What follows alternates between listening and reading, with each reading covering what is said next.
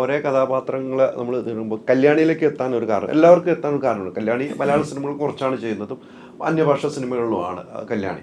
ആ കല്യാണിയിലേക്ക് തന്നെ നമ്മുടെ നായികയായിട്ട് കല്യാണി തന്നെ വേണമെന്ന് ചിന്തിക്കാനുള്ള ഒരു എന്തെങ്കിലും കാരണങ്ങളുണ്ടാവുമല്ലോ. അപ്പോൾ അതിൻ്റെ നായികയായി വരുന്നുവെന്ന്, അത്തരമൊരു കാരണത്തിൽ കല്യാണിയിലേക്ക് എത്തിയത് എങ്ങനെയായിരിക്കും?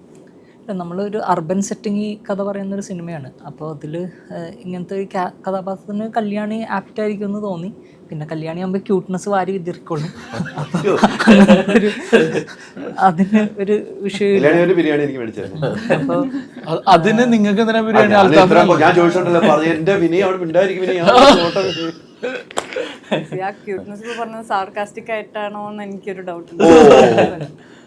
ഒരു കൊറിയൻ